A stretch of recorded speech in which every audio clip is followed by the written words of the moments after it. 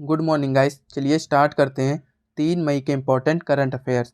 आज का हमारा पहला क्वेश्चन है, अंतर्राष्ट्रीय श्रम दिवस इंटरनेशनल लेबर डे प्रति वर्ष कब मनाया जाता है? यह दिवस 1 मई को मनाते हैं। श्रमिक आंदोलन के संघर्षों और बलिदानों को याद करने के लिए हर साल 1 मई को इंटरनेशनल लेबर डे मनाया जाता है और इस दिवस को मई दिवस के नाम से भी जानते हैं। और वर्ष 2024 में इसकी थीम है ensuring safety and health at work in a changing climate. 1 मई 1886 को शिकागो में श्रमिकों ने 8 घंटे के कार्य दिवस की मांग को लेकर हड़ताल की, जिसके बाद 1889 में पेरिस में दूसरी अंतर्राष्ट्रीय समिति की बैठक में लगभग 20 देशों के मजदूर नेताओं ने 1 मई को अंतर्राष्ट्रीय मजदूर दिवस के रूप में मनाने का निर्णय लिया। और ये पॉइंट इम्पोर्टेंट है, भारत में पहला श्रम या मजदूर दिवस कब मनाया गया? 1 मई 1923 को। और कहाँ पर मनाया गया? चेन्नई में। अगला क्वेश्चन देखिए, हाल ही में सीता अम्मा मंदिर के राज्याभिषेक के लिए किस नदी का पवित्र जल श्रीलंका भेजा जाएगा? तो ये पवित्र जल है सरयू नदी का, जिसे सीता अम्मा मंदिर के राज्याभिषेक के लिए श्रीलंका भेजा जाएगा। अगला क्वेश्चन देखिए, हाल ही में एशियाई अंडर 20 एथलेटिक्स चैंपियनशिप 2024 में भारत ने कितने पदक जीते? तो इस चैंपियनशिप में भारत ने टोटल 29 पदक जीते, जिसमें से 7 गोल्ड, 11 सिल्वर और 11 ब्रॉन्ज मेडल है। और ये चैंपियनशिप कहाँ पर हुई? यूएई के दुबई में। एशियाई एथलेटिक्स एसोसिएशन, इसका हेडक्वार्टर है पथुम थानी थाईलैंड में और इसके अध्यक्ष हैं दहलान जुमान अल हमद। अगला क्वेश्चन देखिए, हाल ही में उत्तराखंड सरकार ने पतंजलि आयुर्वेद के कितने प्रोडक्ट का मैन्युफैक्चरिंग लाइसेंस सस्पेंड किया है? 29 अप्रैल को उत्तराखंड सरकार ने बाबा रामदेव की पतंजलि आयुर्वेद और दिव्य फार्मेसी के लगभग 14 प्रोडक्ट के मैन्युफैक्चरिंग लाइसेंस को सस्पेंड कर दिया। और ये जानकारी उत्तराखंड सरकार की ओर से सुप्रीम कोर्ट ने हलफनामा दायर करके दी है। तो इस क्वेश्चन का ऑप्शन ए सही है, 14। और ये रहे 14 प्रोडक्ट जिनके मैन्युफैक्चरिंग लाइसेंस को सस्पेंड कर दिया गया है। तो आप स्क्रीनशॉट ले सकते हैं। अगला क्वेश्चन देखते हैं, अप्रैल 2024 में आकाशवाणी समाचार के महानिदेशक का पदभार किसने ग्रहण किया है? तो इस पदभार को ग्रहण किया है मौसमी चक्रवर्ती ने। भारतीय सूचना सेवा की वरिष्ठ अधिकारी मौसमी चक्रवर्ती ने आकाशवाणी समाचार के महानिदेशक का पदभार ग्रहण किया। अगला क्वेश्चन देखिए, 90 मिलियन वर्ष पुराने शाकाहारी डायनासोर चाकीसॉरस की खोज किस देश में की गई है? तो ये खोज की गई है अर्जेंटीना में।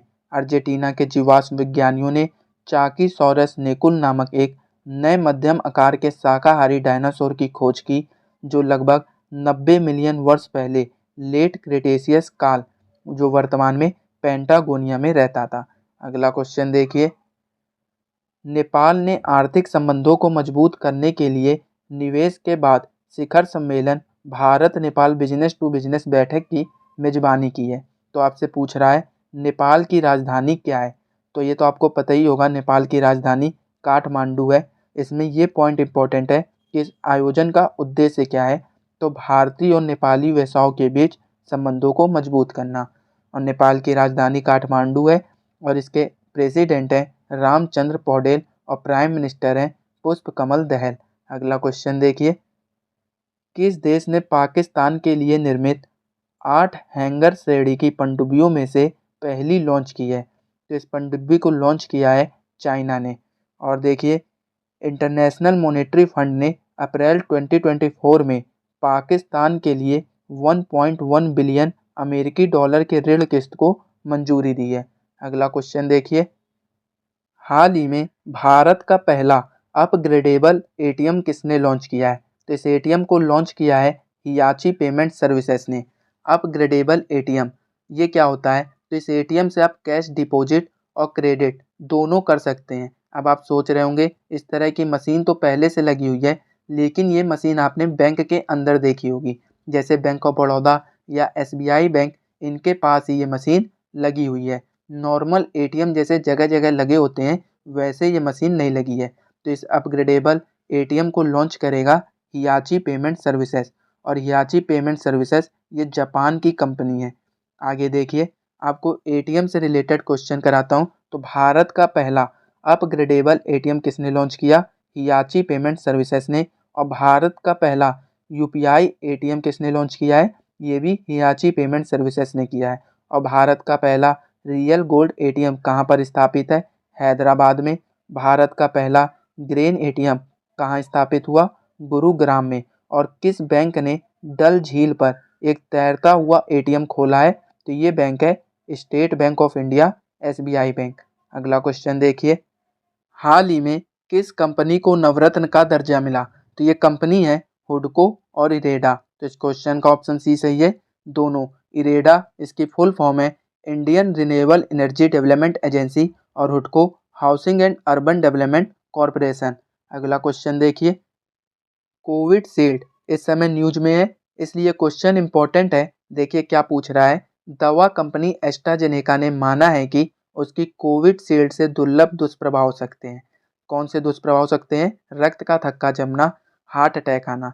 लेकिन ये दुष्प्रभाव वैक्सीन लगने के बाद 4 से 40 दिन के अंदर होते हैं। अब आपको वैक्सीन लगे 2 साल हो चुके हैं, तो आपको घबराने की जरूरत नहीं है, फेक न्यूज़ से बचें। अब देखिए क्या पूछ रहा है, भारत में किस कंपनी ने इस वैक्सीन को विकसित किया है? तो इस कंपनी का नाम है सीरम इंस्टीट्यूट ऑफ इंडिया।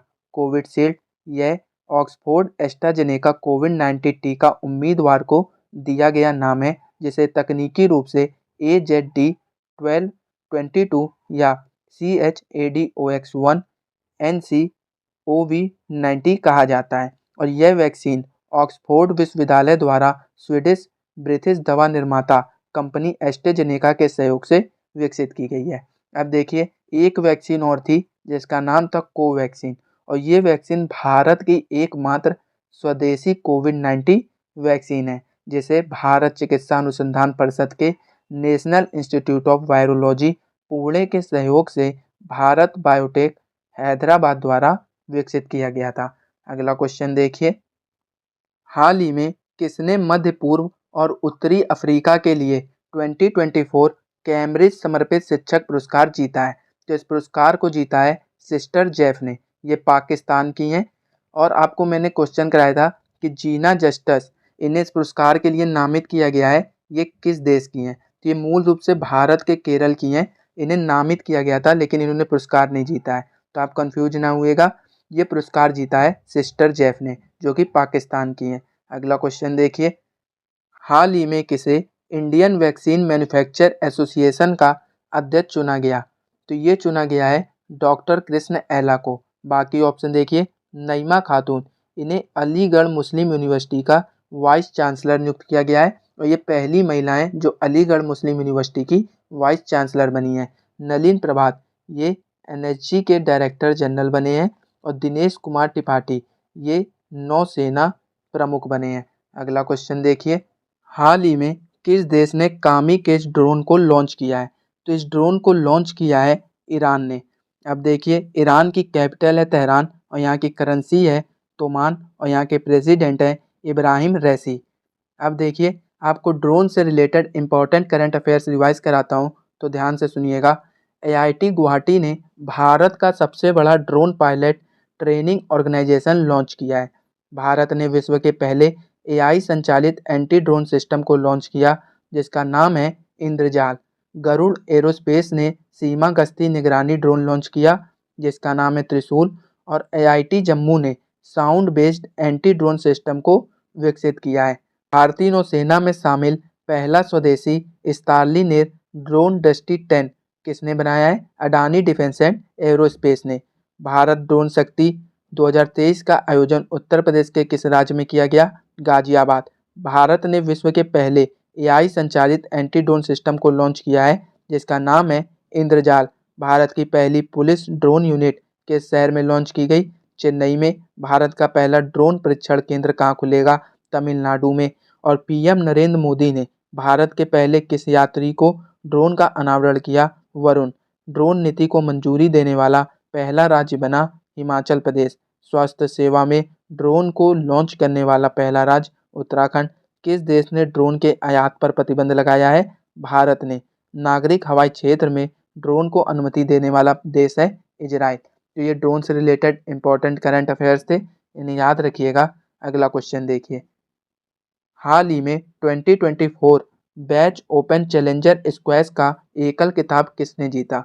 इस एकल खिताब को जीता है वेलावन सेंथिल कुमार ने। राष्ट्रीय पुरुष स्क्वैश चैंपियन वेलावन सेंथिल कुमार ने बैच ओपन चैलेंजर स्क्वैश का खिताब जीत लिया है और यह भारतीय वेलवन सेंथिल कुमार का 8वां प्रोफेशनल स्क्वैश एसोसिएशन खिताब था।